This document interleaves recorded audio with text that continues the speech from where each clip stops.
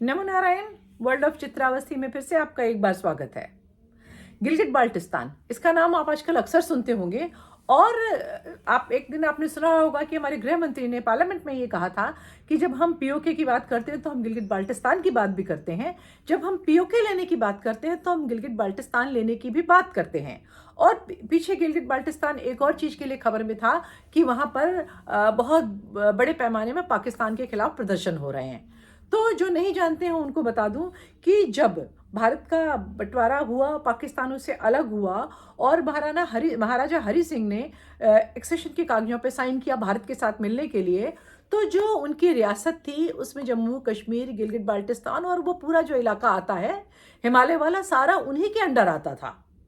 और जब उन्होंने विलय की बात करी तो सब एक साथ ही विलय की बात हुई थी, बल्कि शायद कुछ तिब्बत का हिस्सा भी उनके पास आता था, लद्दाख भी था। तो और बाल्टिस्तान जो है, बाल्टिस्तान भारतीय संस्कृति का सांस्कृतिक रूप से भारत से जुड़ा है, तिब्बत से जुड़ा है और इस पूरा एक जो हमारा कल्चर है, जो हमारी फिलॉसफी है, उससे बहुत अच्छी तरह से जुड़ा है।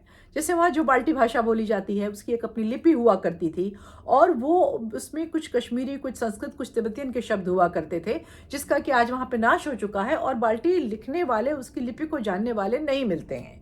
अब बताइए कि बाल्टिस्तान गिलगिट जो था वो गया कैसे? भाई जम्मू कश्मीर में तो कश्मीर के कुछ हिस्से में उन्होंने अपने घुसपैठिए पाकिस्तान ने भेजे थे, जो कि हम लोगों ने लड़ाई के बाद वापस नहीं लिया। कुछ हिस्सा हमारे पास है, पर गिलगिट बाल्टिस्तान का क्या हुआ? ये भी एक कहानी है। ये एक ऐसी कहानी है जिसमें अंग्रेजों ने भारत के साथ निश्चित रूप से दगाबाजी करी।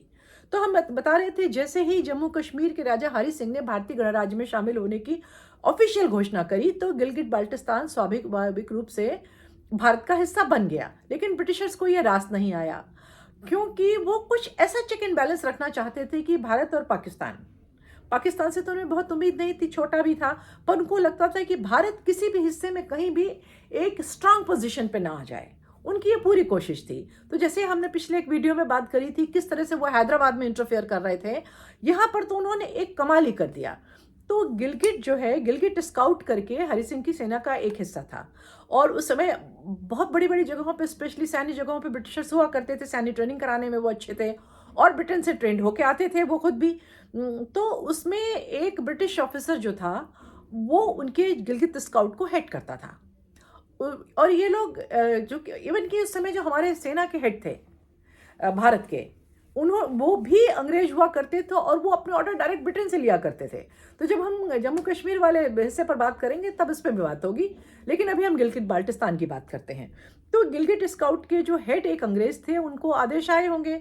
तो 31 अक्टूबर 1947 की रात को गिलगिट बाल्टिस्तान, हंसा नगद, जो कुल मिला के जम्मू कश्मीर रियासत का ईस्टर्न प्रदेश कहलाते थे, पूर्वी प्रदेश कहलाते थे, वहाँ पे मिलिट्री एक्शन हुआ। और मेजर विलियम ब्राउन, जो उनके गिलगिट स्काउट का हेड हुआ करता था उस समय।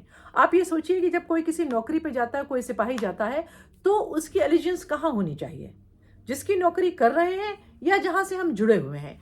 इसीलिए कहते हैं हमेशा कि जो आपकी संस्कृति, आपके देश, आपके धर्म का नहीं है, उसके ऊपर एक सीमा से ज़्यादा भरोसा नहीं करना चाहिए।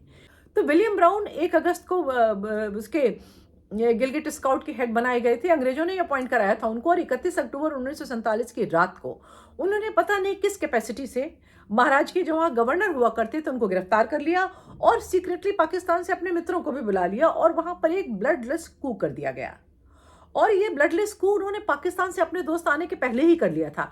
मतलब कि महाराजा का जो गवर्नर था उसको पकड़ के उन्होंने कू किया, अपना वहां पे कब्जा किया। और इसलिए नहीं कि वो अंग्रेजों को चाहिए था, इसलिए कि वो लाकर उन्हें पाकिस्तान को दे देना था। तो पाकिस्तान से अपने मित्र आए और वहां पर उनका कब्जा हो गया। 16 नवंबर को पाकिस्तानी एजेंट यहाँ आ जाते हैं। मतलब 31 अक्टूबर से 16 नवंबर तक जो मिस्टर ब्राउन, विलियम ब्राउन थे, वो सीट को गर्म कर रहे थे पाकिस्तान के लिए। 16 नवंबर को पाकिस्तानी एजेंट वहां आए और उन्होंने उसके बाद वहां का शासन संभाल लिया।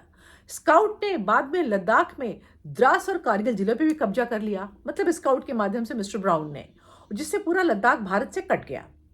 1948 की लड़ाई के बाद भारत ने फिर से कारगिल को अपने हाथ में लिया और हमेशा की तरह अंग्रेज यहाँ पर एक ऐसा नासूर छोड़ गए, सीमाओं को इस तरह से गडमट कर गए और सबसे बड़ी बात यह है कि जो सीमाएं बनती हैं वो कागज पर लाइन खींचने से नहीं, एक भौगोलिक उसके आधार पे बननी चाहिए। उसको उन्होंने इतना मिक्सअप कर दिया कि न पाकिस्तान को लगातार लालच रहता है, वो कभी भारत को चैन से नहीं रहने देता, भारत तो कैसे ही चैन से रहेगा।